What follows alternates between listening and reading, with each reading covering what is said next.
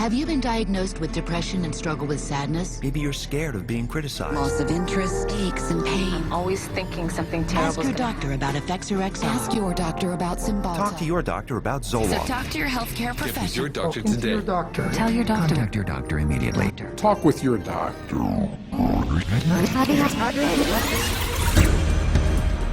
Over 40 years ago, leading psychiatrists met in Puerto Rico to map out their vision of the future. We see a developing potential for nearly a total control of human emotional status, mental functioning, and will to act. Their plan? To create by the year 2000 a range of psychiatric drugs regulating every aspect of human behavior. I was diagnosed with depression and put on Paxil. ADD, and I was prescribed Ritalin. General anxiety disorder, prescribed Zoloft. Bipolar disorder, and I take lithium. PTSD, Zoloft. I was on Paxil. When they placed me on Zoloft. They gave me Adderall. I was prescribed Siptamu, Tegretol. Lexapro, Depakote, Stelazine. Adderall, Sertraline, Orazine, Prozac, Lorazepam. Effexor. Clonazepam. Ritalin. Dexamphetamine. Paxil. Silert. Prozac, Adderall. Eleville. Depakote, Wellbutrin, Seroquil, etc., etc. 100 million people worldwide are on psychiatric drugs. How did this happen? Psychiatrists convinced them they were sick. They want you to think you're diseased from birth, and that all those experiences of life, childhood and adolescence and teenage years and adulthood and being a senior citizen, that these are all various stages of disease. Because let's face it, we've all been depressed at one time. We've all been anxious at one time. These are normal emotions that we feel. Every emotional and spiritual problem is reduced to a label. And of course, all of those diseases require pharmaceutical treatments. This is big, big business. While generating a healthy income, claiming to be medical professionals, psychiatrists will freely confess that their profession is devoid of science. Well, you don't really have any specific blood tests or other tests that are definitive for any mental illness whatsoever. It would be neat if it would become much more scientific. Well, if you go to my office and you tell me that you're depressed, there's nothing, and no blood sample or whatever, no tests. There are not current available tests to verify your diagnosis. I don't use any tests. You do not have a test to say, well, this is this disorder and this is the best medication for this disorder. For many years we thought we had the tests nailed down, but it turned out that they weren't of any value. If you don't know what's causing the symptoms, then to give somebody something to alleviate the symptoms is close to impossible. By the time a drug's approved and it hits the general population, we don't know even 50% of the side effects that are involved with that drug. And these pills cause heart attacks and liver problems and immune system problems and lots of other medical problems. So you're playing with fire. Every day, psychotropic drugs cause serious adverse reactions. And while psychiatrists and drug companies fully understand the dangers of the drugs they sell, their unsuspecting customers are left to suffer the consequences. Everything became worse. Each mood swing was worse. He would have chronic headaches, chronic, nausea, not feeling good. She was very agitated, very, very jumpy. She was having horrible hallucinations. Her personality was disintegrating. Once he started on that drug, the cloud just stayed over him and stayed over him and stayed over him. It got darker and darker. He thought there wasn't anything worth living to kill himself. That was not Matthew. That was the drugs. At least I would like to have said, I love you. I didn't get a chance to do that. In addition to crippling scores of people daily, every month, psychiatric drugs kill an estimated 3,000. But the human devastation would never have gotten this high if psychiatrists hadn't worked hand in hand with drug companies to promote their drugs to doctors throughout the world. Today, 70% of all psychiatric drugs are prescribed by general physicians. And how is this accomplished? Marketing. It's about creating a good story that uses science, that convinces a physician to think about writing a prescription. This is not science. This is incredibly effective marketing. It has nothing to do with science. They use what I call statistical contortionism. Basically just skew the numbers, make everything look fantastic, you hide the bad numbers. They're learning every trick in the book. They're evolving into efficient marketing machines, and it's working. There's definitely an unholy alliance between psychiatry and pharmaceutical sales. That's a marriage made in heaven. They're like conjoined twins. They're joined at the wallet. And with 374 mental disorders filling psychiatry's diagnostic manual, and more on the way, business is booming. Pharmaceutical companies have expanded their roster of psychotropic drugs from 44 in 1966 to 174 today. The top 5 psychotropic drugs combined gross more money than the gross national product of each of over half the countries on Earth. Altogether, the psychiatric industry rakes in $1/3 of $1 trillion a year. How could this have happened? It's a tale of deception that may be difficult to believe, but fatal to ignore.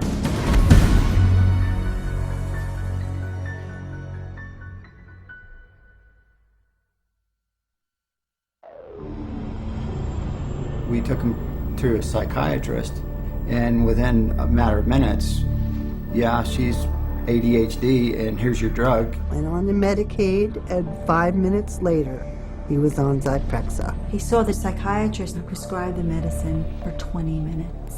The guy didn't even look at her. He talked to her a little bit. Now, how can you tell if somebody's ADHD or not ADHD from just a few minutes talking to her? Next thing I know, I'm getting handed a handful of Xanax. That's how easy it is to get these drugs. Just so easy. It's just passed to me like candy. That's simple.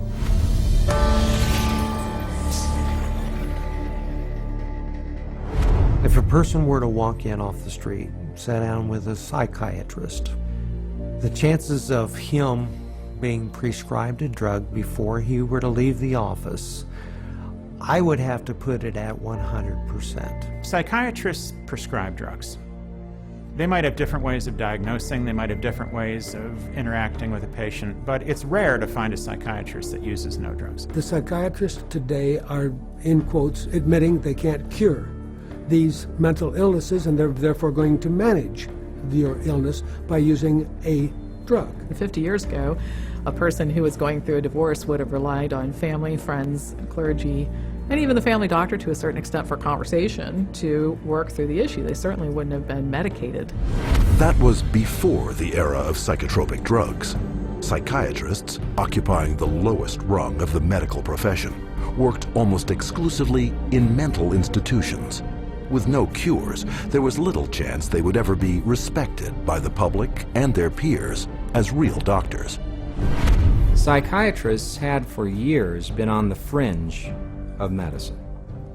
Typically, the standard doctor internist would have very low regard for psychiatrists because it was understood not to be a very clear science or art. Psychiatrists wanted to be viewed as physicians, as doctors. And in order to be viewed as physicians and doctors, the people they dealt with had to be viewed as patients.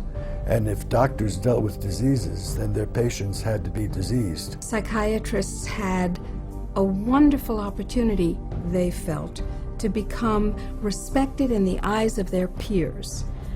They raced to create a whole diagnostic book called the DSM, the Diagnostic and Statistical Manual, which was created by consensus. A group of psychologists and psychiatrists get together, and if they have made common observations, they have a vote and they now classify a new disease.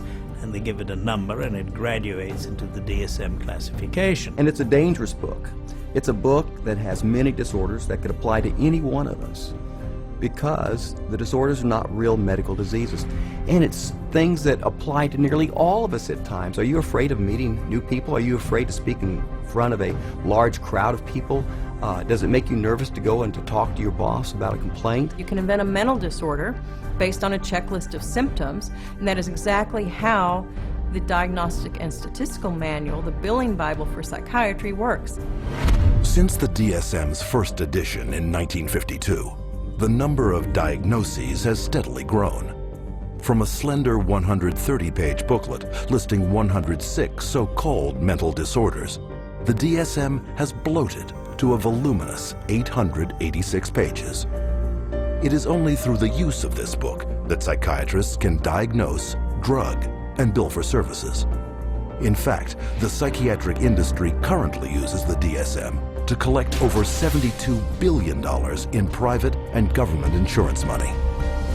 The DSM is used to diagnose and then give a label, and the label is used for billing purposes. That's how they get paid. You have to have a term in the Diagnostic and Statistical Manual in order to then call it a disease and treat it as a disease and write a prescription for it. And so because they can vote it in, they can create, and then the drug industry can just take over and market their drugs for those new disorders. And those drugs were welcomed by psychiatry leaders because it made us real doctors. Of course, first the public had to believe that there was something wrong with them, and that that thing wrong was biochemical, and that that could then be treated by a drug which was supposed to cure all. And so it was relatively easy, I think, to say, well, look, let's start looking at mental illness as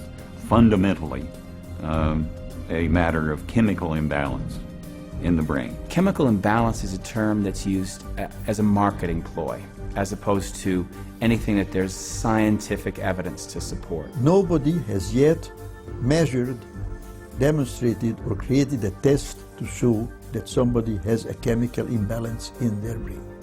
Period. How do you market a drug that restores the chemical balance or corrects a chemical imbalance? How can you do that in good conscience if you don't even know what one is? The whole myth of the chemical imbalance was created to sell drugs. And while psychiatrists and drug companies have used this myth to make billions moving vast quantities of psychotropic drugs into the bodies of unsuspecting consumers, the public has paid the ultimate price.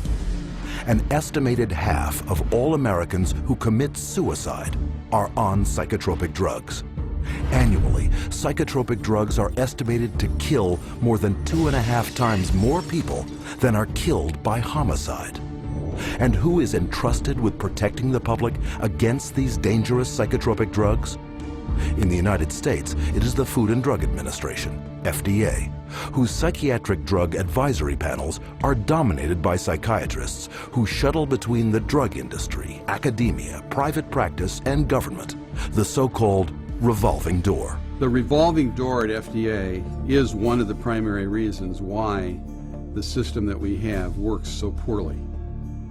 That revolving door is a direct result of the fact that a group of people with the same mindset are put into positions of being regulators and in the position of being formulators and sellers and marketers. The panels that are formed by the FDA to evaluate these drugs, the psychiatrists who are on those panels, almost all of them have conflicts of interest where they have directly or indirectly received funding from the very industry and the very parties within the industry whose drugs they are evaluating. So there's this tight little relationship between psychiatry, pharmaceutical industry, and FDA where they each mutually support each other, and yet the mental health of the population does not improve.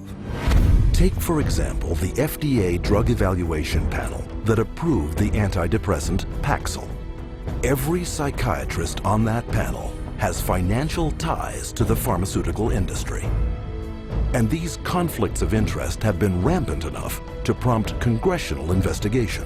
When I check these advisory committees who make recommendations to the FDA, and they're always approved after the advisory committee, I found that there were conflicts of interest. I found that many of the people on the advisory committees had never filed a proper report on stocks and bonds that they owned that might be viewed as a conflict of interest, and they're by law supposed to do that. And this network of financial conflict of interest between psychiatry, the drug industry, and the FDA became even more entrenched in 1992, after passage of the Prescription Drug User Fee Act, also known as PDUFA. Through this bill, the FDA would be paid a fee of $100,000 per drug to ensure that psychotropic medications would be rushed through the approval process and into the hands of prescribers faster than ever. Congress told the FDA, your job is no longer to make sure drugs are squeaky clean safe before they get out on the market. Your job now is to hurry up and get new drugs on the market faster. It acted to set the priorities of the FDA so that if there was a fee paid for a particular drug approval, it could be put on the fast track and rushed to market with less than the usual scrutiny that the FDA would give it. And this fast track has traded safety for sales. Since the passage of PDUFA, time spent on drug evaluation plunged from almost 2 years in 1992 to only 6 months 4 years later. Meanwhile, the number of new drugs released to the public doubled. Though fast-tracking is disastrous for public safety, it reaps huge profits for psychiatry and the drug industry. Because the sooner a drug is approved, the sooner it makes money. And the money is big. Every day, the average psychotropic drug grosses over $7.7 million. One drug, Zyprexa, rakes in almost $12 million daily. And even though FDA now charges over $1 million per new drug application, the pharmaceutical fast track shows no signs of slowing. If you look at the relationship between the FDA, the pharmaceutical industry, and the psychiatrists, there's some kind of game that they're playing there. And what is the game? Well, you could say it's money, definitely money. And when you follow the money, you realize that there is no money in health. There's big money in disease. That's why all you hear about is managing disease or treating disease. You don't really talk about curing disease. And so psychiatrists have become mainstream doctors in America. And that is because of the pharmaceutical industry. They can thank the pharmaceutical industry because they become mainstream and because they have a lot more money than they used to. And the drug industry can thank them because now they have thousands of soldiers in their army distributing these drugs to everybody. From the smallest infant to the oldest senior citizen, no one is immune from any of the hundreds of fictitious disorders invented by psychiatrists that fuel a multi-billion-dollar psychotropic drug industry. And every day, psychiatrists are casting their nets ever wider. And all it takes? Another psychiatric label.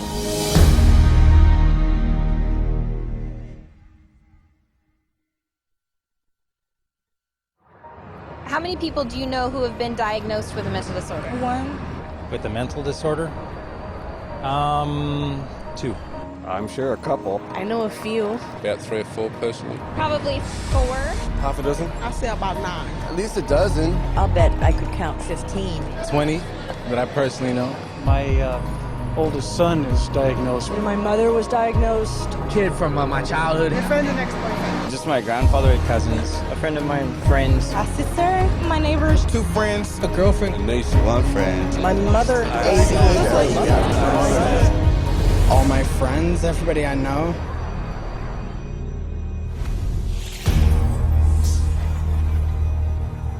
An apparent flood of mental illness is all around us. Where is this coming from? Psychiatrists, whose diagnostic and statistical manual can label anyone walking the earth today as mentally ill. Psychiatrists, I believe, they look at every human being and they divide humans into 2 classes, clients and potential clients. We see this no more prevalent in any field than in the field of the mental disorders, where one disease after another is invented and then popularized and the public is made to worry about it. It's a disease mongering. It's the selling of sickness. You know, sometimes it's a drug in search of a market, and it's giving public awareness to minor conditions with the ultimate goal is to sell more medications. It's not caring for people. When you run out of symptoms, you don't have any more clientele to market to. So you have to invent disease. And with psychiatric medications, you can invent diseases all day long. Look at human variation. Everyday things like shyness, sadness, or even situational depressions like grieving, postpartum depression. They all become studied, and prescriptions start to get written for these drugs. Before these drugs were introduced in the market, people who had these conditions would not have been given any drug at all. And so it is the branding of a disease, and it is the branding of a drug for the treatment of a disease that did not exist before the industry made the disease. Case in point, shyness, a common life situation, voted by psychiatrists into their diagnostic and statistical manual under the name social anxiety disorder. You know, people are nervous. Well, they come up with, say, social anxiety disorder. SAD, they'll call it SAD. And the connotation is that everybody ought to be happy, and that here's a drug that can make you happy. So that a common occurrence, which is every now and again everybody's sad, we ought to be treating with a drug. Well, then they'll get this PR firm to drum up business for this. They'll put out all these studies that find, you know, there's so many people afflicted with this SAD, you know, and they'll start putting it in magazines, they'll start putting it on TV, they'll start a patient advocacy group that say, you know, that we're all affected by this, and then they'll come out with Paxil works for this. So they go to the FDA and they said, well, we ran this study and this works for this new invented disorder. And that is SAD, social anxiety disorder. And millions of people suffer from it. And it's purely fictional. It's a normal human emotion that everybody experiences at certain times or another, but they make it into a disease. Paxil, once it got approved by the FDA as the first antidepressant to be used for social anxiety, it took off huge. And it just moved from number 3 in the market amongst its peer drugs to number 1 in the market.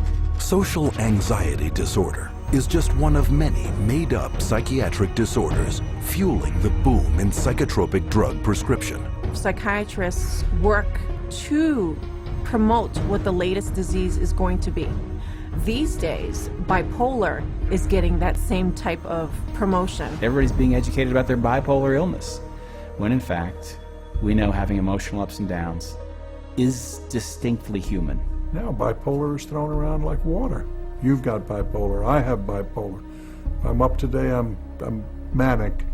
If I go home tonight and I'm depressed because I'm tired, that shows I have bipolar disease. It's a lot of hokum. Have you ever worried with seeing all the increased media on it that you might have a mental disorder? Yes. And which one is that? I would say bipolar. You know, they talk about bipolar a lot. Bipolar, I've known a lot of bipolar. 2 friends from both of them were like diagnosed with bipolar.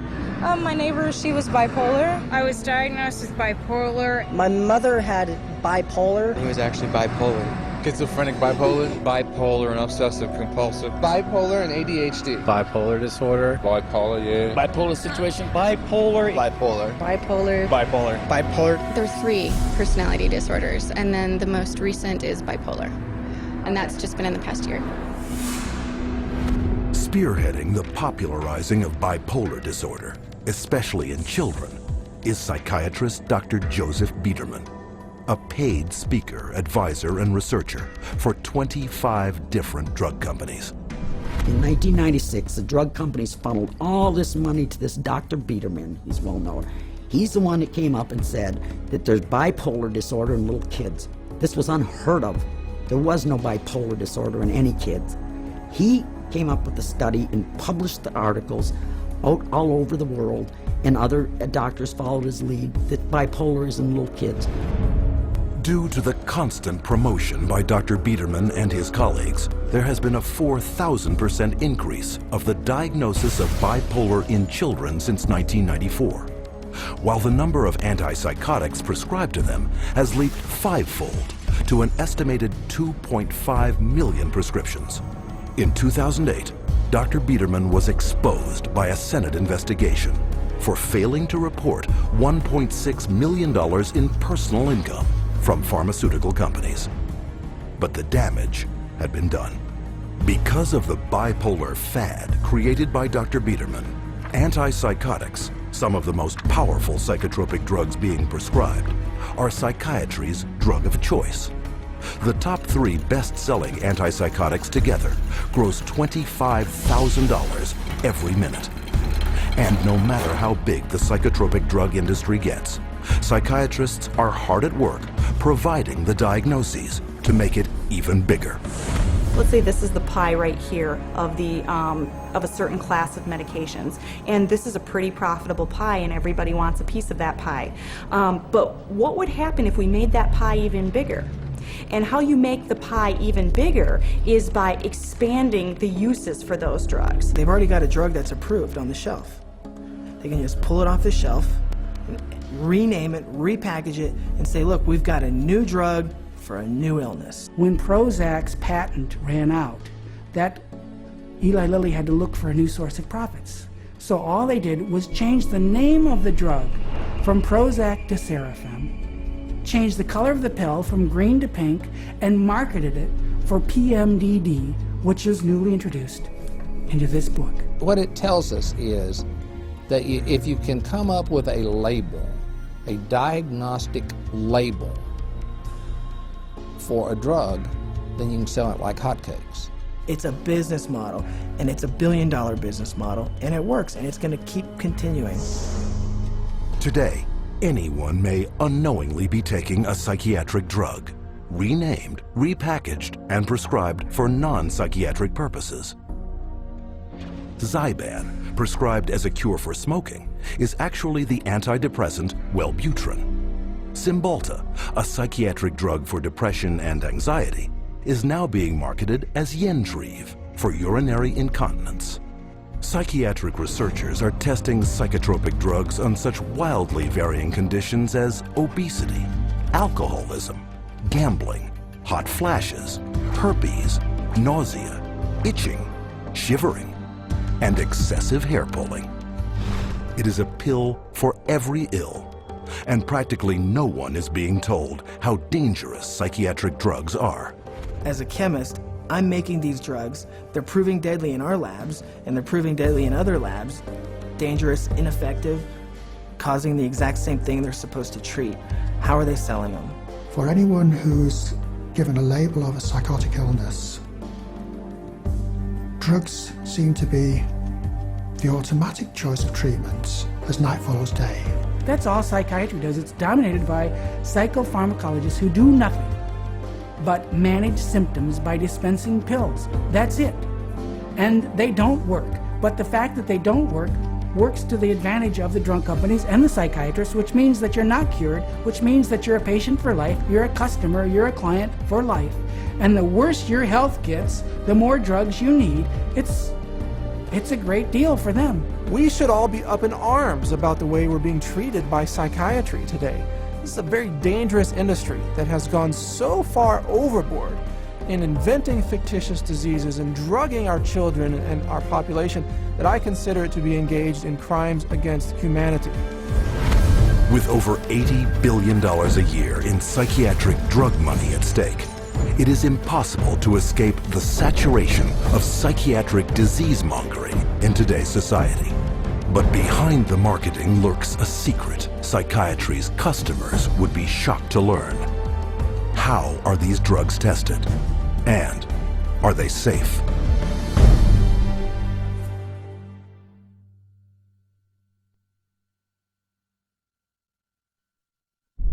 No one knows precisely how these psychiatric medications act. We don't know if I give you a medication if it is going to work or not. There's not a great deal of scientific support for using them. I myself, I try to pick a drug whose side effects might be useful. You have to choose what is the best option. We don't have sure methods. There are no rules. Everything it's an art, really. Often it's trial and error. It's a kind of a trial and error. It's trial and error. Some degree of trial and error, I guess. A blind man's bluff or something like that. You never know if it's the right drug. It's a much more complex subject. There's always going to be huge surprises, and that's what makes it so difficult. The best psychiatrists in the world will mess up all the time.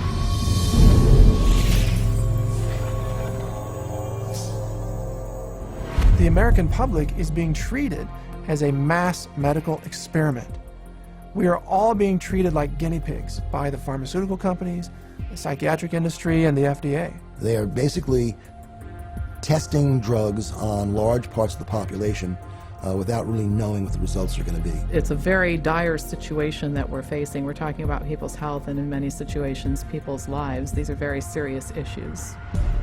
As dangerous chemical compounds, psychotropic drugs are tightly regulated by governments throughout the world. And for any new psychotropic drug to be approved for use, it must undergo tests intended to protect the public. When a pharmaceutical company develops a new drug that they want to send to the market, what they do is they have to run it through clinical trials. They have to be able to provide to the FDA safety data to say this is a safe and effective drug. In clinical trials, psychiatrists are engaged to do the research. And we could bank on the fact that these psychiatrists are tied to the pharmaceutical companies. And a psychiatrist puts their name on there, they're seen as an expert. You're talking mental drugs, who writes them? It's psychiatrists. So that's how it works. It's a terrible system. The desperate thing about it is that it's all dressed up in the name of science. It's not science at all, it's pure marketing. But they get away with it because it's called science. There's really no test, no X-ray, there's no chemistry that shows you have this condition. It's really just the opinion of someone who is probably taking money from pharmaceutical companies to prescribe drugs to people. Where's the biochemistry? Where's the research? Where's the substantiation? And the answer is it vaporizes like mist in the morning. It's not there. But the lack of scientific testing doesn't stop psychiatrists from carrying out clinical trials on dangerous drugs.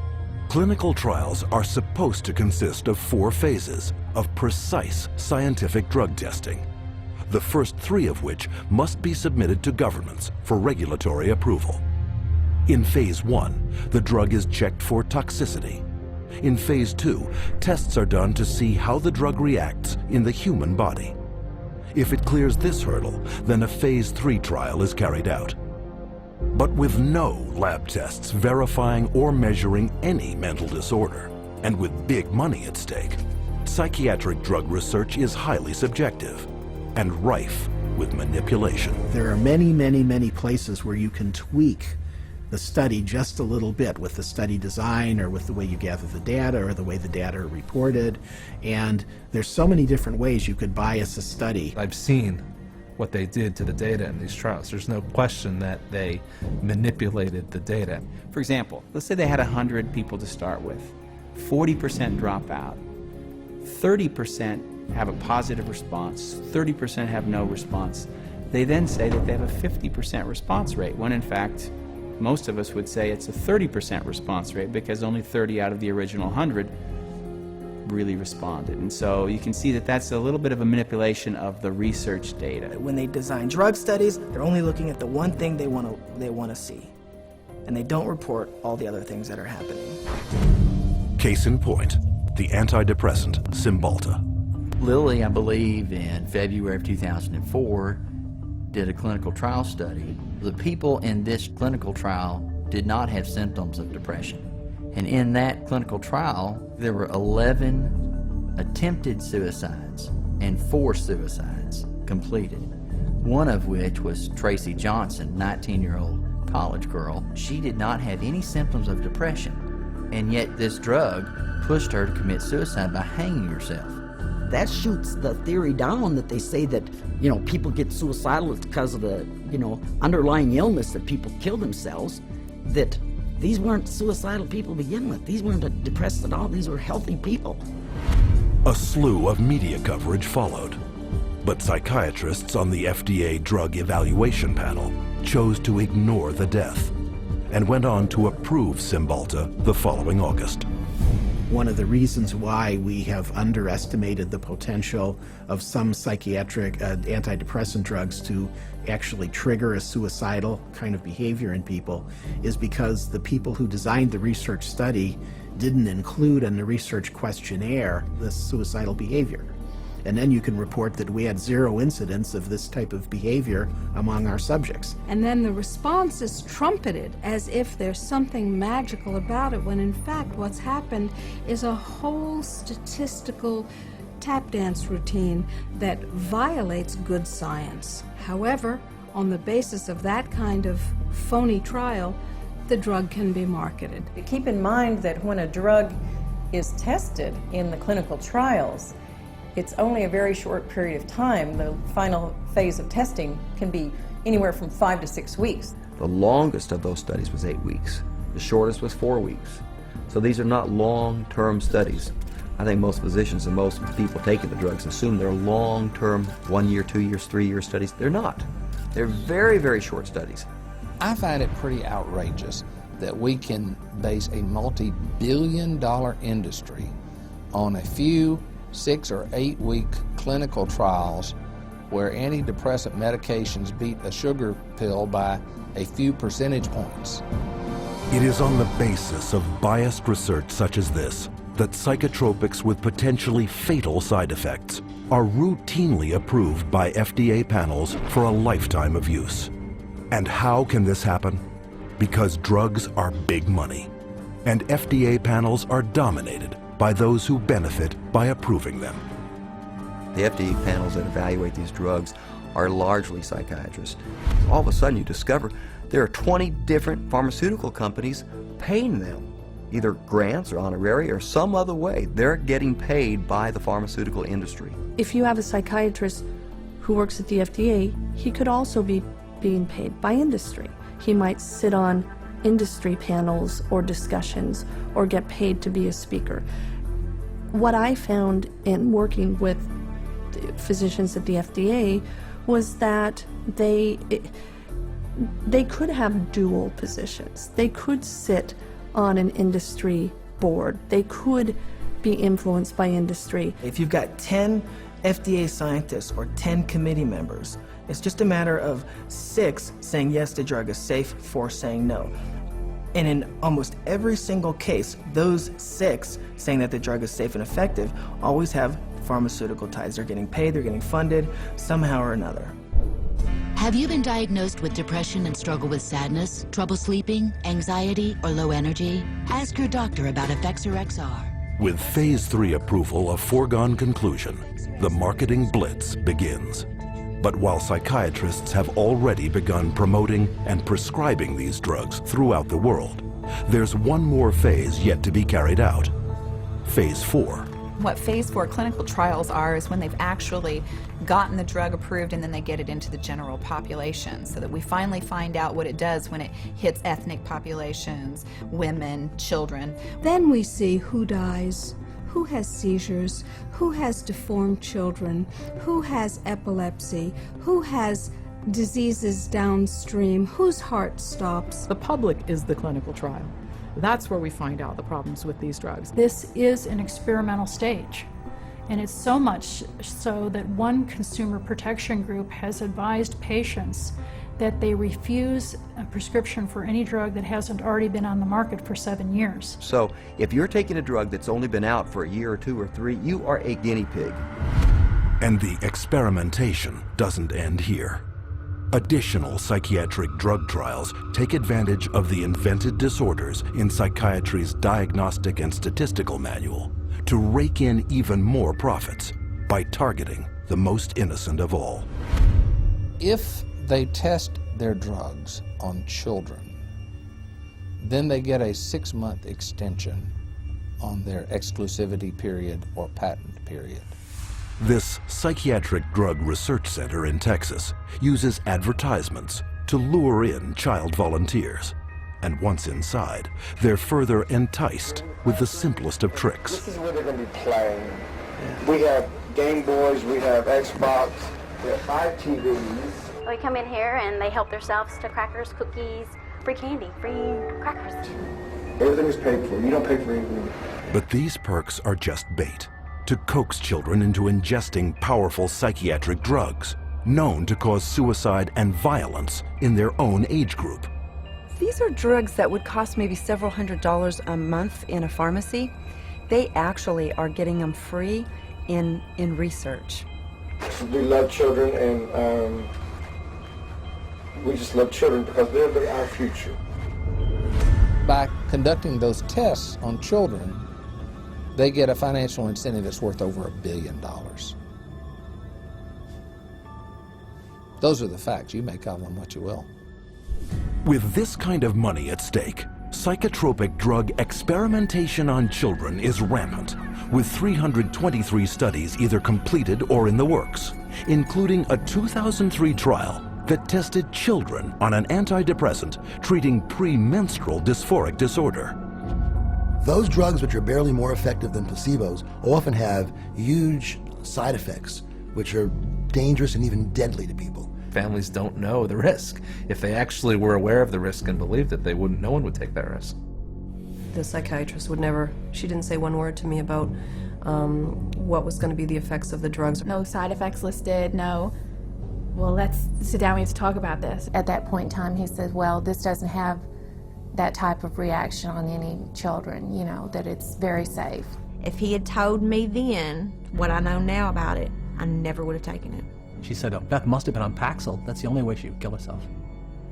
And I said, well, what is this? How do people know this? I didn't know anybody would know something like that.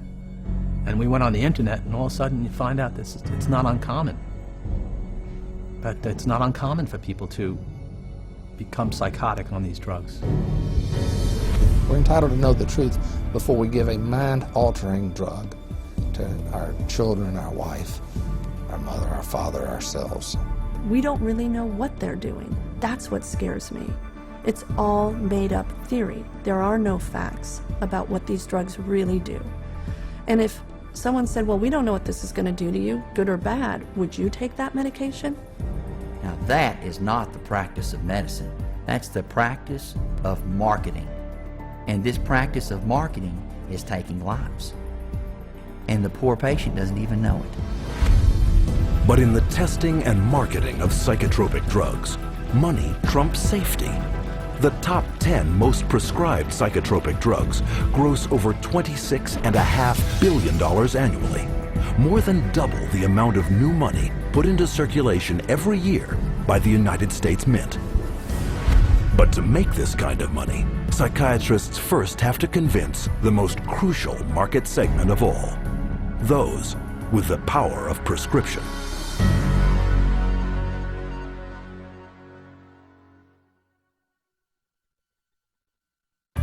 Psychiatrists specifically, they're just kind of working as sales agents for the pharmaceutical companies. There's nothing like another doctor touting the benefits of your drug to drive market share. They're an extended part of the marketing arm of these companies. Medications play a primary role. We give drugs. Medication is a must. There's a lot of new medications. There are medications available for treating GAD. Medications to use for PTSD. Antipsychotic medications. Atypical antipsychotics. Benzodiazepines. Stimulants. Antidepressant medications. MAOIs. Amphetamines. Anticonvulsant medications. Once the medications have been balanced out, then we move on to a combination of 3 medicines. There's no absolute limit that is set for the number of medications. There are so many choices. Apparently, we're willing to try almost anything.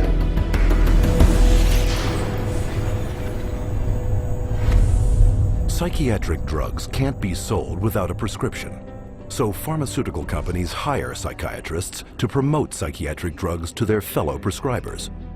The money trail starts at the world's most prestigious medical schools, in the offices of highly influential university-based or academic psychiatrists. With their seal of approval, pharmaceutical companies make billions on psychotropic drugs.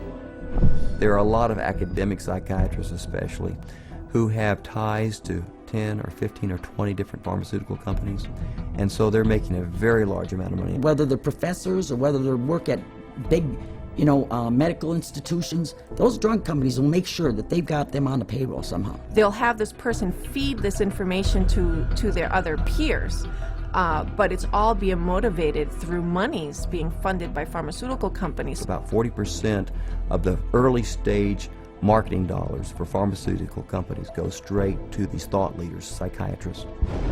These financial arrangements with so-called key opinion leaders are very lucrative. A top academic psychiatrist can personally rake in over $500,000 per year from pharmaceutical companies. These people are still considered the stars of their medical centers because they bring in all this great money from the pharmaceutical companies, and that helps keep the coffers of the medical center full. Universities receive a lot of money from the pharmaceutical industry. Drug companies are building buildings right next to the medical school. They're funding research right and left. The University of Michigan Depression Center received, I think it was $750,000 from Eli Lilly, and all they do down there is crank out this biological view of psychiatry and mental illness and depression. With academic psychiatrists collecting millions in drug money for their universities, it is no surprise that school curricula focus on psychotropic drugs.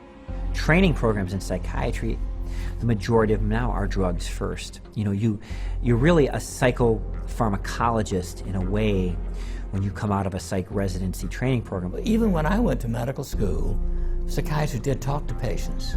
Now all they do is write a prescription and send them away.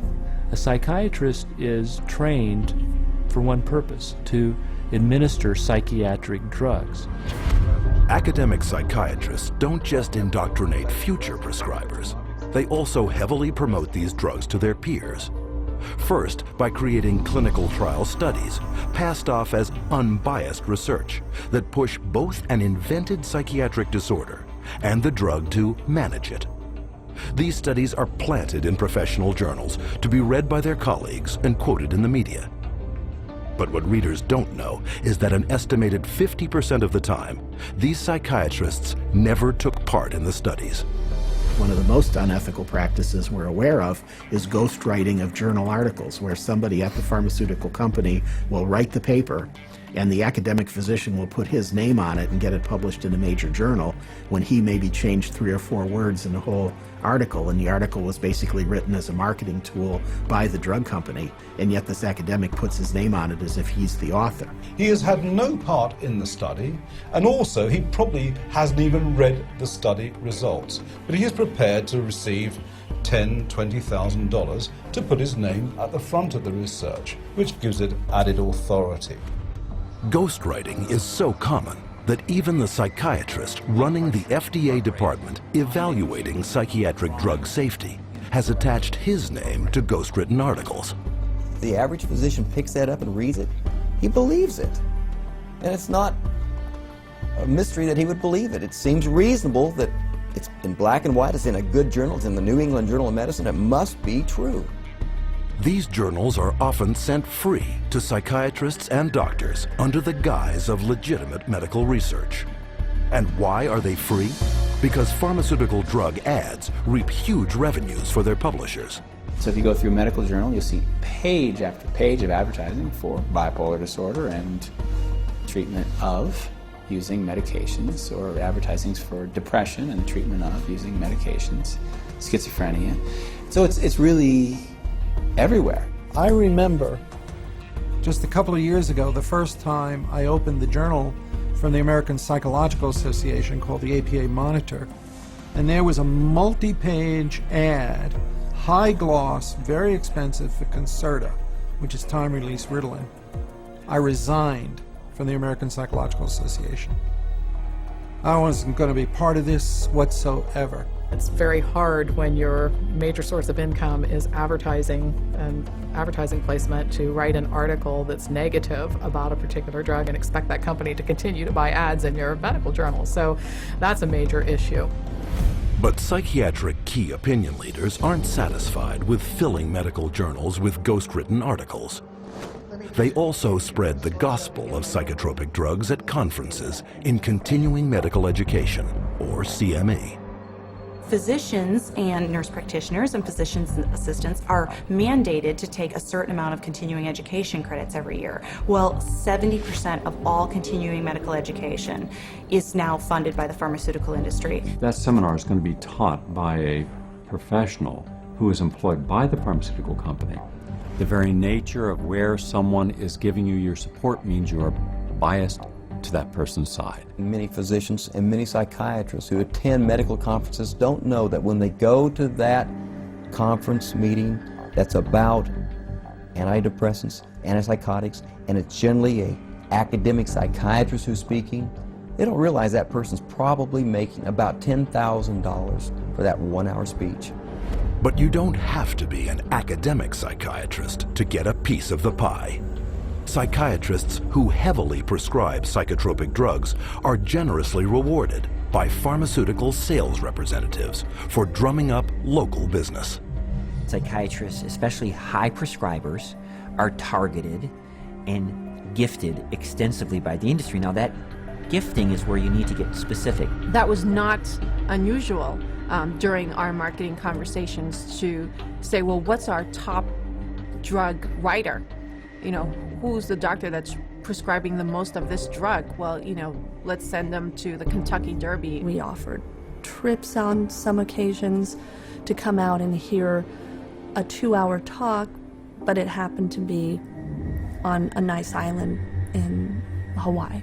There were a lot of things that we did day in and day out to try to get the doctors to write our drugs, or in my case, to write for the psychiatric drugs. We did a lot of lunches and dinners, and we brought in speakers, and those speakers were obviously paid by us, and we would wave, renowned studies at them from renowned journals. But of course, we would never say that these studies were paid for by our company, and that it was written by a ghostwriter who was paid by our company, or that our company tends to do a ton of advertising within that particular medical journal. We would never say that.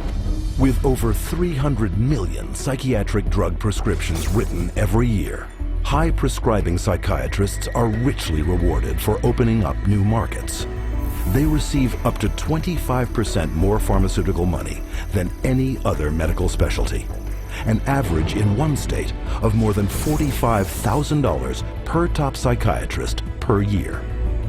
Psychiatrists get more kickback from the pharmaceutical companies than any other branch of medicine. The profession of psychiatry couldn't keep its journals afloat, couldn't keep its conferences afloat, couldn't keep its organizations afloat without money from drug companies. The drug companies really have psychiatry in their pocket. This is a profession whose diagnoses have been heavily influenced by people who are heavily influenced by the pharmaceutical industry, and whose treatments are almost exclusively these days pharmaceuticals. We should be able to count on them. I do not believe that we can. Due to the ceaseless promotion by psychiatrists, psychotropic drug prescription has permeated not just psychiatry, but the entire medical profession. But this promotional campaign has a second prong that lines the pockets of psychiatrists more than any other. And this one directly targets you.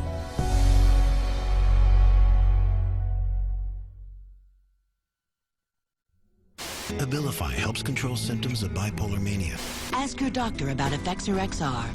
Paxil, the most prescribed medication of its kind. Prozac Weekly is here. Zoloft, a prescription. Seraphin. PMDD.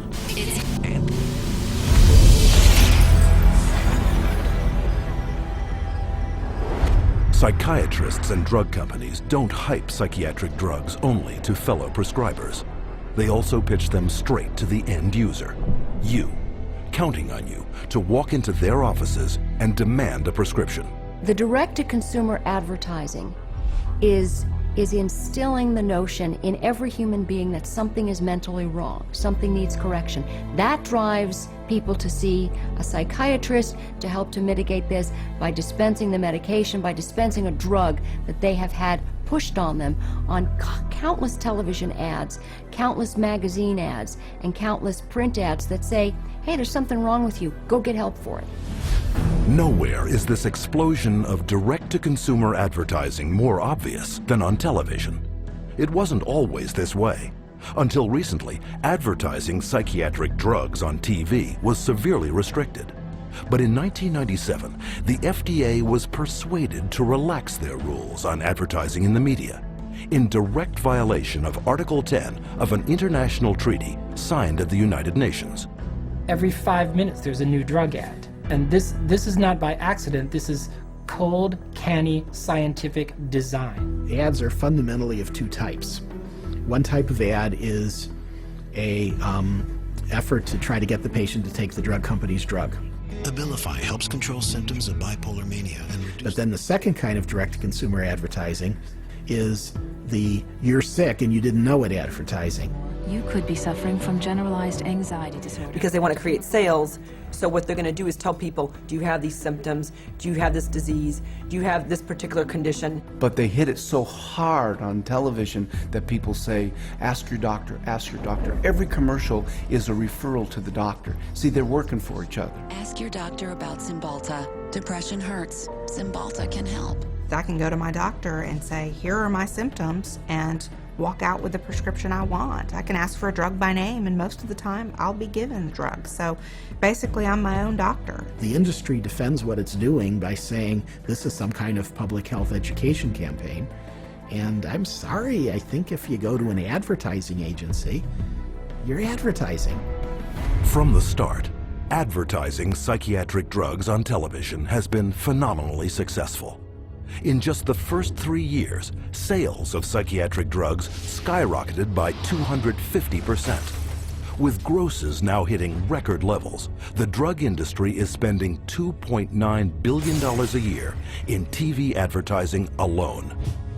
And once this drives people into the offices of psychiatrists, they can be hooked using another marketing ploy: free samples. The industry is willing to give out millions of dollars worth of free samples because it generates billions of dollars in sales. You want a prescription and you want Prozac written forever as a maintenance therapy. So you establish that with some free Prozac up front. Here, take this sample, it doesn't cost you anything, and then if you like it or if it seems to work, then we'll make a prescription, but you're going to have to pay for that prescription. The sample is free. So it's really a marketing technique. They got a cash cow. Zero refill means you've got to go back to the doctor for another consultation, for another subscription, and it just goes forever. This is business. This is money. Some direct-to-consumer marketing is camouflaged as public information. Psychiatrists regularly appear in the media, warning the public of the latest mental illness epidemics and hawking their latest breakthroughs. They write articles planted in newspapers and magazines that further their mental health awareness campaigns. Even patient advocacy groups claiming to offer unbiased information on psychiatric drugs are, upon closer inspection, pharmaceutically funded front groups managed by psychiatrists. They were started specifically by the industry themselves, and the public isn't informed of that. You know, it's basically a great big lie to the public that they think they're going to a charitable organization that has their best interest at heart. Case in point, children and adults with attention deficit disorder, or CHAD, the biggest and most well-funded front group for the makers of stimulant drugs. Stephen Plog is a former CHAD executive.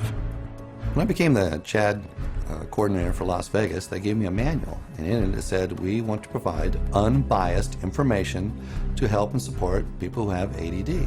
For the next 30 days, we put 22 parents and their kids on a program with lab tests to find out what their causes were, eliminated their causes, they got prescription free, medication free, side effect free, and they got better with their self-esteem, and they became actually happier, healthier, and more successful. CHAD found out about this, called me up and says, we do not allow people to talk about nutrition in any of our seminars. We only prescribe going to a psychiatrist who will only prescribe drugs and therapy. So they said you can no longer work with us, and they fired me for simply recommending that parents go get a lab test, find out what the causes are, and eliminate the causes. They do not allow that. They only allow medication and psychiatric treatment. Psychiatric patient advocacy groups also promote psychotropic drug treatment by broadly issuing public marketing surveys disguised as medical questionnaires. You can take a survey of maybe 16 questions. And if you are a normal human being who's lived through ranges of emotions of normal life experience, if you've known the exhilaration of the birth of a child, a niece, a nephew, and the devastation of a divorce and the loss of dreams, and answer honestly to those questions, you will diagnose yourself as bipolar. And the instructions that come back along with the diagnosis or the warning that you're probably bipolar say, print this out and take it to your doctor.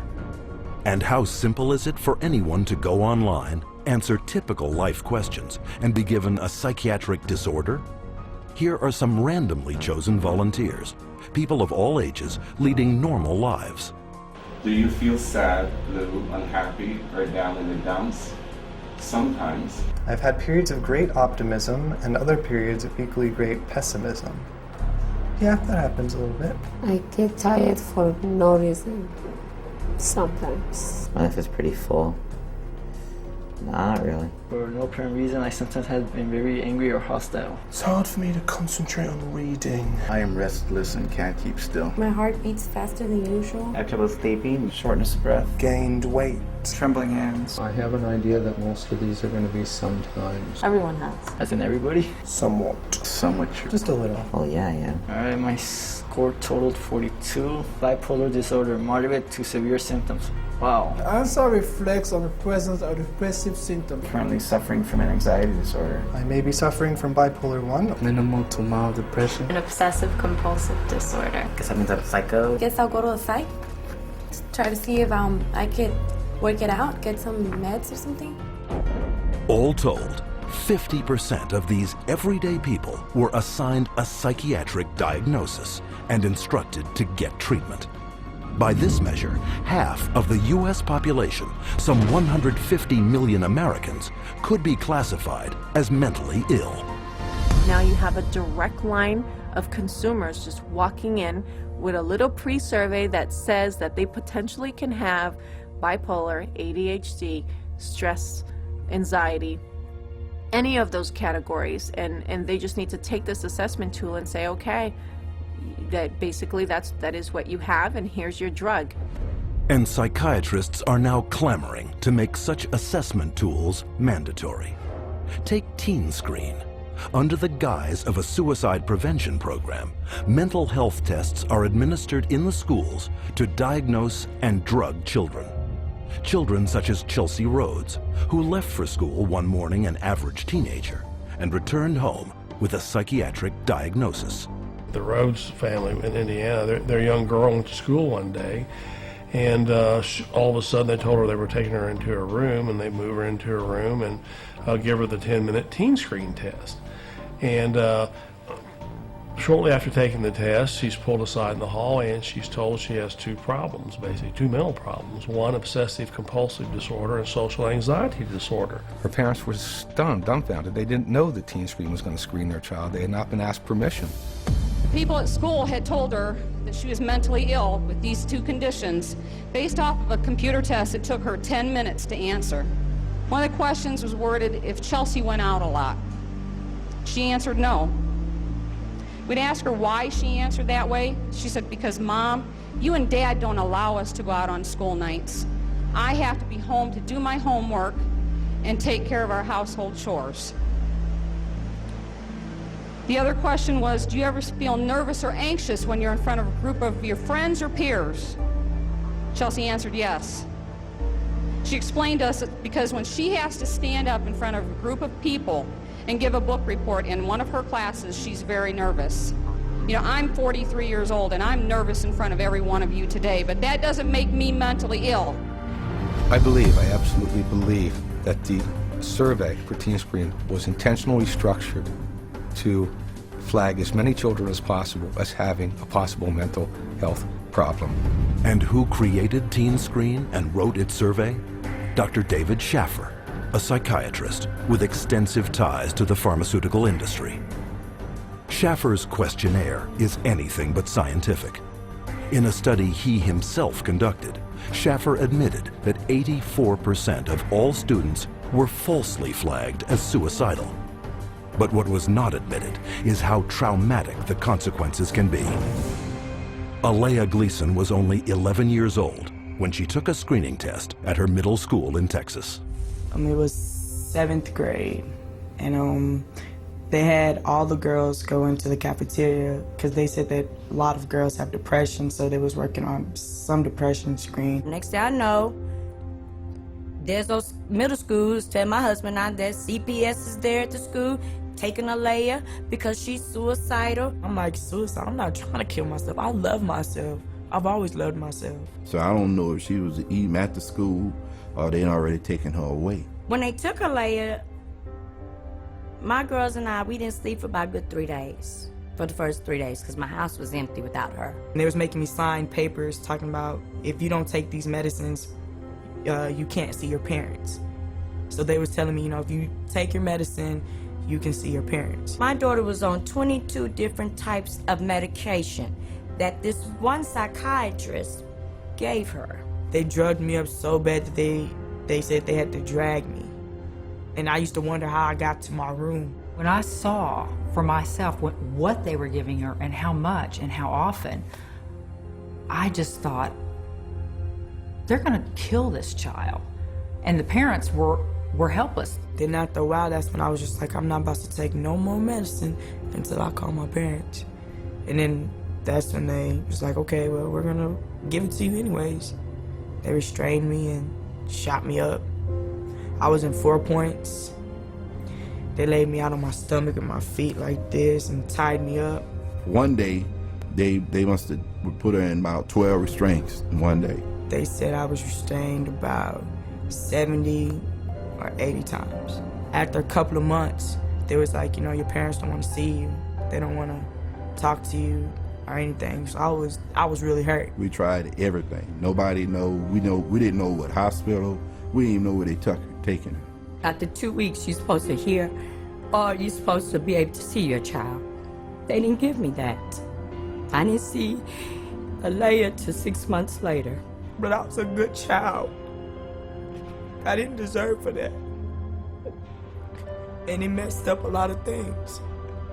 To this day, I still wish that I could just go back and be like, man, you know what, I'm not even gonna take the test. I would always tell every parent I see, and they was asking me, don't do the team screening, because it will mess up your family. Psychiatric screening programs such as these are fast on the rise. Teen Screen alone is currently screening hundreds of thousands of school children in over 500 American schools in 43 states. Has nothing to do with helping kids, has nothing to do with mental health, has nothing to do with medicine. It has everything to do with the pushing of drugs. So it presents itself as being a wonderful, altruistic program, whereas in fact, I believe its cold-blooded and cold-hearted intent is to recruit more children into the very subjective diagnoses of mental illness and to treat those kids with medication. But the psychiatric drug push doesn't end in the classroom. Legislation has been put in place to screen all citizens for mental illness, including geriatric patients, war veterans, and pregnant mothers, all to be paid for by you. Psychiatrists benefit from both ends, from the pharmaceutical end for being paid to write the prescription, and then from the patient for being there to receive the prescription. It's an industry that cannot allow the human condition to go unmedicated, and I think this is where the problem begins. If everybody considers themselves to be sick in some way or more than one way, and that the only control, the only hope for their happiness is to be on pills for the rest of their lives, that's the goal. The pharmaceuticals in the psychiatric community are a cleanup, and that's what it's all about. It has nothing to do with helping our kids or, you know, their mental health. It's all about money. Today, drug companies spend over $5.3 billion a year marketing prescription drugs, almost 9 times more than a decade earlier. The result? Worldwide sales of psychotropic drugs have soared to $80 billion. And all while psychiatrists willfully ignore the vast human tragedy they are creating.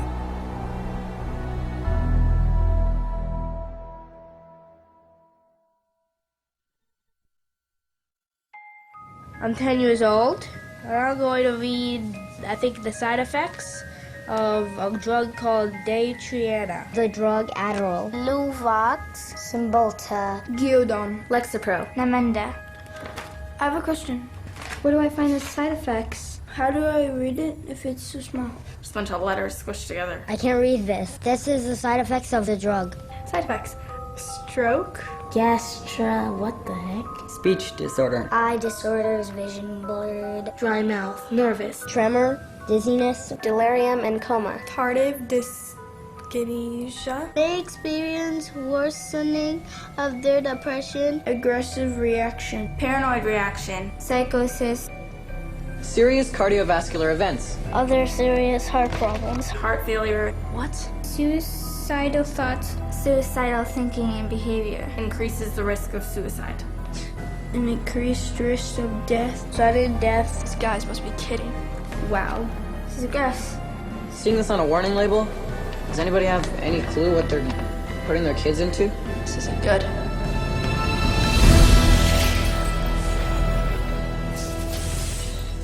No drug has side effects. They're all effects. Side effect is just a way that doctors explain away the effects that they don't like or you won't like, but they're effects. These are the effects of these drugs. They're not just what might happen to you, they're what happen more often than not. We name them side effects because they're an unintended consequence. The antidepressant drugs not only don't make you happy, they have all kinds of negative effects on the system as a whole. These drugs are absorbed and distributed throughout your entire body, so they have side effects through all of your tissues and organs, including your liver and your kidneys and your nervous system. They destroy the brain, the neural net. They literally kill brain cells and cause all kinds of brain disorders. That's why we have they're not side effects, they're direct effects. But while psychiatrists continually downplay the multitude of severe health risks to the public, candidly, they had no problem admitting them to our cameras. I think I tell them the main side effects. I don't tell them every side effect because there are so many possible side effects. I would say the majority of patients experience some side effects. People get side effects to every medication you try. They all have side effects. All kinds of side effects. Lots of side effects. Physical feelings of sickness. Headaches, insomnia. They can't sleep. They can't eat. Drowsiness. Sedation is very frequent. Restlessness. Appetite stimulation. Neurologic side effects. Tremor or muscle spasms. Stiffness. Weight gain. Obesity. Weight gain and stuff like that. Decreased performance of sexual functioning. Sexual side effects can happen. Sexual dysfunction, etc. I've never had anybody die or anything, but I've had people faint and stuff, and it's really sort of unpredictable. You name it, and it can be a side effect. And why can't psychiatrists predict what adverse reactions you will get? Because not one of them knows how their drugs work. At least with street drugs, people know that they're dangerous, that they should be off of them. With pharmaceuticals, people are told they're safe to take every day. But far from being safe, psychotropic drugs are increasingly being exposed as chemical toxins with the power to kill. Some of the side effects that have become of concern lately are suicide, increased risk of suicide, increased risk of homicide. These aren't people that were horribly depressed when they were given a drug. These are people who are given a drug for social anxiety or difficulty sleeping or mild depression and then become suicidal. And so when they become suicidal and they kill themselves, what the doctor does is go back and say, oh, well, it's because they were depressed. The label itself, the disorder, is what is blamed for the side effects, when in reality, it's the drug that is causing the side effect. It is the drug that is the problem. Drugs such as the antidepressant prescribed to Woody Witzak, who took it not for any mental complaint, but to help him sleep. My husband and I, Tim, his nickname Woody, we were married just 2 months shy of 10 years, so we've had a long life together. And Woody was a guy who was healthy. He was a big runner. He's never had a history of depression or any other so-called mental illness. He was given Zoloft for insomnia. I find Woody one night completely sweat through his shirt in fetal position, kept going, Kim, you gotta help me, I don't know what's happening to me. It's like my head's outside my body looking in. Kim, help me, help me. We did breathing, listened to music, prayed, anything to calm him down from this head outside his body feeling. And a week later, he was found dead hanging. A guy who loved life. Psychiatrists claim their drugs save lives, but according to their own studies, psychotropic drugs double the risk of suicide, with one increasing the risk by a factor of almost 7. As a pharmacist who has been studying the problem for the past 7 years, I do see a glaring connection between the high use of these psychoactive substances and the rise of violence. If people knew that the mechanism was not known of these drugs, that they could cause, if there's a real chance for them to get a homicidal tendency or even suicide, if you take the drug, there's a chance you may want to kill yourself. And I could repeat probably a dozen other examples of significant self-inflicted harm or significant violence to others in patients who had never had that experience in their adult life. Patients such as Wyoming grandfather Donald Schell. Donald Schell was a man in his 60s, a gentleman, a family man, a funny man. He had had periodic episodes of depression, but never any real serious mental health issues, and became depressed, had a down period, went to a general practitioner and was given Paxil. 2 days later, he shot his wife, his daughter, his 9-month-old granddaughter, and then himself. The first question the jury was asked, very telling question, can Paxil cause some people to commit homicide and or suicide? To which they answered yes. Donald Schell was on Paxil for only days before his murderous drug reaction.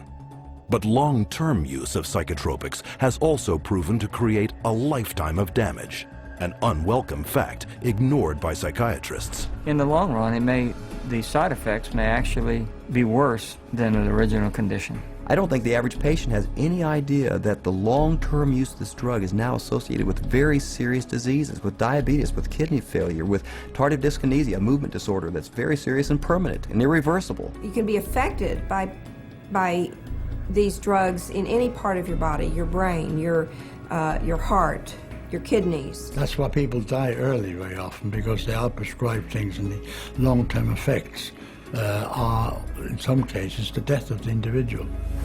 And more damage is created by polypharmacy, where psychiatrists make a fat living prescribing multiple psychiatric drugs, one to offset the effects of another. If you have drugs that create side effects, that gives you a ready market for more drugs to cure the side effects. It seems to me that it's a self-propagating system. And what ends up happening is that each one of those new drugs that's added into the scenario brings on another symptom for which there's another drug, for which there's another symptom, for which there's another drug. And it just snowballs into a vicious circle of one drug causing the need for another drug. Sometimes people come and they're on such a cocktail of so many different drugs for so many different things. It's rare now that I see a senior citizen that is on less than 5 or 6 drugs at one time.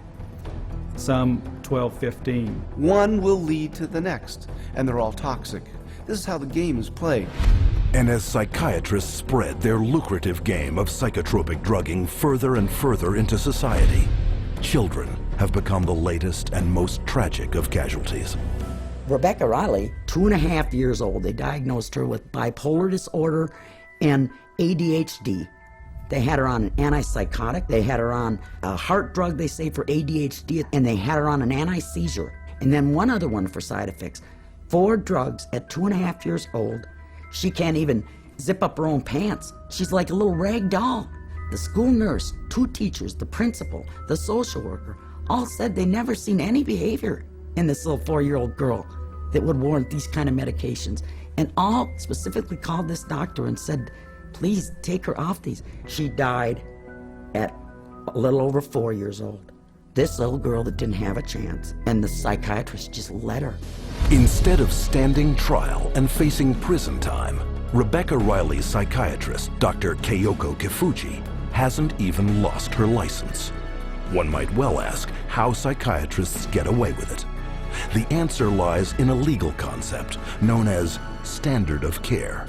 The standard of care is based on what do other doctors do? What would a reasonable physician do in this situation? And the reality is that what most physicians do is prescribe medications. As long as they've done their paperwork properly and documented that this child had the symptoms that led them to this conclusion, they appear to be completely protected from any kind of a lawsuit as a result. The standard of care is what allows doctors to seriously injure or even kill a patient with total impunity. So the standard of care now has been implemented to where you can get away with, if you're a medical doctor, psychiatrist, you can get away with murder. And the death count keeps rising. Psychotropic drugs now kill an estimated 42,000 people every year. The cost to society is very real and very devastating. But the medicine they're practicing isn't real. It's a hoax. Profit always comes before patient safety, and they take a very short-sighted view. It's all about how can we make money today, not what price are we going to pay tomorrow. The trail of destruction that a psychiatrist leaves in his path is of no concern to that guy. It's all about money. And the money is big. Psychiatry is today over a $300 billion industry without a single cure. And as more and more breakthroughs are promised by psychiatrists, their running total of sick, injured, and dead victims continues to escalate. Unprotected, it is the public, you, who must fend for themselves.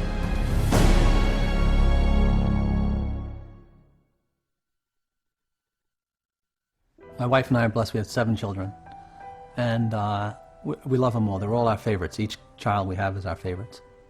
And Beth was extremely special.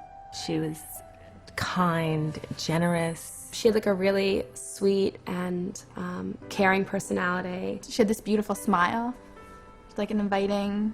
She could make friends with basically any stranger on the street and get a smile or a laugh out of them. Beth was having a hard time sleeping for maybe 4, 5, or 6 weeks. And so we said, Beth, you should go to the doctor and get something to help you sleep. He said, okay, well, I'll try to give you something to lessen your anxiety, and it should help you sleep. Within 5 minutes, a 5-minute visit, he prescribed her Paxil. When I first saw Beth right after she went on the Paxil, she was different. Like, I felt like she was drugged. And by the 2nd or 3rd day, she's like, I don't know, I just don't feel right. You know, I feel strange in my skin. But after about 3 or 4 days, I remember that Beth was, at times, very different, like sullen, keeping to herself. My mom and her were having dinner, and she said she didn't have any real emotion. Like, she kind of felt emotionally numb. She was like a different person. Like, she just seemed like she was under the influence of something. She didn't seem like herself. She seemed like she was tripping out. I talked to her on the phone, and she told me she didn't want to be there. And I was like, why don't you want to be there? She's like, I just don't feel like myself. I just feel like crazy. I just don't feel right. I truly believe that she was hallucinating maybe and going in and out of this psychotic state at this point. It seemed like she was melting down, like emotionally. She was becoming worse every day. I said, are you suicidal? I actually asked her. And she laughed at me. And she said, no, I would never do that. And I'm thinking in my mind, I'm just going to lay down next to her and I'll rub her head and I'll talk to her and we'll try to figure out what we're going to do because something's not right here. And my son Matthew was right behind me going upstairs. And when I got to the top of the stairs, I saw her hanging in the hallway. Then the police were all over the place and people were coming and going, and about 3 hours, 4 hours after my daughter died, one of my friends came over and said, you know, I was speaking to so-and-so, one of our other friends, and she said, oh, Beth must have been on Paxil. That's the only way she would kill herself. It just wasn't her. There was nothing in her that would have done that. She was the most non-violent, like gentle. It's a violent way to die. It had to be the drug. There was no other answer. If we knew what we knew now, Beth would be here with us today. I know that for a fact. The tragic story of Beth Winter is just one of many, a tale repeated wherever psychiatric drugs are prescribed. But psychiatrists insist you believe that their drugs are safe and effective because they are the mental health experts and you are not. But case after case proves that trusting them can have disastrous consequences. Psychiatry is pseudoscience. It's false science. It cannot withstand rigorous review if people would just look at the evidence. If they help anyone, it's not worth the risk to the people that are harmed by them. They are betraying every customer they have. They don't know what they're doing, and we need to educate the public to use their feet and walk away.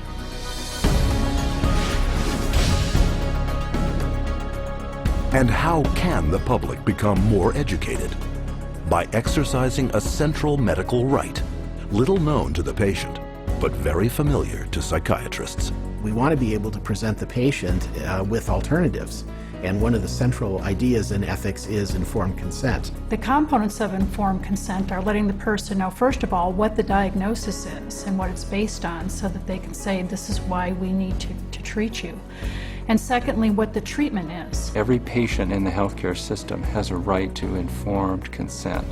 That is, they have a right to be told the risks and benefits of the treatment, the risks and benefits of alternative treatments, and the risks and benefits of no treatment at all. Patients should be totally informed, fully informed about every medication that the psychiatrist offers to them to take or says they should take.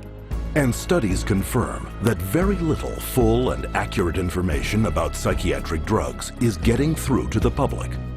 So what would full and accurate, informed consent on psychiatric drugs consist of? These medical doctors and experts have extensive experience in the subject. Their first point: psychiatric disorders are not actual diseases requiring medical treatment. It's true that there's no biological findings that really support any of these psychiatric diagnoses being medical illnesses. And the burden of proof really is the other way around. It's not that you have to prove that there is no biological science. The burden is on psychiatry to prove that there is. There's no blood test. There's no lab test. There's no x-ray. These are just clusters of behavior that a group of psychiatrists have voted that it's a disease. Can you imagine doctors having to have powwows to decide if a heart attack is a real disease or not? No, they don't have to decide that. They don't have to have a vote on that. They should be asking the doc, geez doc, where's the chemical test for that? Where is the objective test for this?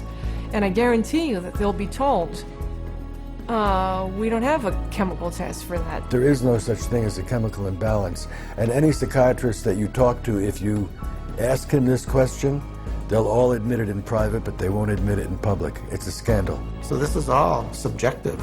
Nothing objective about psychiatry.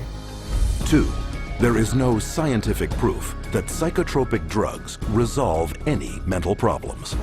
Since there is no measurement for these psychiatric diagnoses, because they're really just subjective, for the same reason there really can't be a measurement for the effects of the drug. In terms of medication, the evidence that's claimed is the medications are highly effective and not very toxic. But actually, in fact, the data in psychiatry are very clear that that's not true. What is true is that the medications are barely, if at all, more effective than placebo. You're selling drugs to people under false premises, under a disease that's been invented. So how do you measure efficacy among a disease that doesn't even exist? 3, psychotropic drugs mask symptoms and come with severe short and long-term side effects. Whatever problem you're being treated for, whether it's depression, real or otherwise, or cardiovascular disease, medicating away the symptoms is not solving the problem. The patent medication gives the appearance of having helped because in the short term, it usually doesn't show the bad effects that are going to happen in the long term. So it's very deceptive. The longer the patient's on the medication, the worse the prognosis is. None of these medications hit precise targets. You begin accumulating all kinds of collateral damage. In other words, other organs in the body are actually harmed. So for the first time, we're seeing kids in grade school or middle school who have type 2 diabetes and who have the beginning stages of cardiovascular disease. So you see Parkinson's disease, you see tardive dyskinesias, you see other movement disorders. Is it true that we're now seeing a lot of deaths from psychiatric drugs? Absolutely yes. 4, psychotropic drugs can cause dependency and addiction. One of the hallmarks of informed consent with psychiatric meds is you have to discuss the potential for addiction. The vast majority of psychiatric drugs create psychological and physical dependency. Most patients that I've seen that were on these drugs have difficulty getting off of them. It's rare for somebody to just be able to stop it without a problem. 5. Most mental problems are caused by an underlying physical illness. Many physical conditions can cause mental problems or what pose as psychiatric symptoms, but the psychiatrist, in the records I've reviewed, psychiatrist does not do an in-depth study of what could be causing the problem. And if the doctor isn't taking the time to find the cause of those symptoms, then unfortunately those symptoms may continue and there may be a serious underlying medical disorder that's being overlooked. The question is it better to treat depression with a drug, or is it better to treat depression by trying to figure out what caused the depression and working it out with the patient? Dehydration can make you exhibit symptoms of depression. Sleeplessness can make you exhibit symptoms of depression. Eating a terrible diet, hypoglycemia, being sedentary, all of these things are biological reasons for having symptoms of depression. I have in my practice children who are misdiagnosed as having ADD, ADHD, who really have Lyme disease. 70% of all what are classified as mental illnesses actually have a physical cause, a physical problem causing that. 6. No matter how severe the emotional or psychological distress, there are many effective options that do not involve psychotropic drugs. Once you've proven that there is no problem in the body and that there is no malfunction in the brain, then you have to begin to address these other levels of the self. And I think that's what psychiatry has completely stopped doing. There are very few conditions that cannot be treated by other methods than the use of drugs. Any forces that impinge on medicine that make us think that the drug approach is the only approach is undermining good patient care. And because most non-drug options are rarely told to patients, true informed consent is almost never given. When you get into informed consent, it's almost a responsibility of the patient to make an inquiry about the hazards of the drug and not rely on what the psychiatrist or physician tells them. We can't go in and abdicate our responsibility as consumers simply because somebody has an MD after their name or someone is a psychiatrist and we think they know more than we do. The best way to protect yourself is to educate yourself, is to ask questions not only of your doctor, but to do your own research. Don't be ignorant, be informed. Get information from as many places as you can. That's how you'll be an intelligent, skeptical consumer, and that's how you will protect the safety of yourself, your children, and your entire family from this industry of death known as modern psychiatry. And as modern psychiatry has permeated our world over the last 50 years, so too has psychotropic drugging. But there is a way to expose this medical abuse by reporting all complaints and adverse psychiatric drug reactions to your National Drug Regulatory Agency. MedWatch is the federal reporting program in the United States. MedWatch is a voluntary reporting system, a passive reporting system where doctors, patients, healthcare providers, pharmacists, anybody really can make a report saying that they think that what they experienced or what their patient experienced was an adverse drug effect. And this is what we call post-marketing surveillance. And this begins to get a look at what the side effects of long-term or chronic use of these drugs really is. The FDA admits that probably only 1% of all the adverse drug effects are actually reported by patients or physicians. It is only through the reporting of all adverse drug reactions that the true scale of the horrors of psychotropic drugging will come to light. You have the facts. Share this video with your doctor and don't allow yourself, your friends, or your loved ones to become the next statistic of the big business of psychotropic drugging. To find out more about psychiatry and psychotropic drugging, or to report a case of psychiatric abuse, contact the Citizens Commission on Human Rights.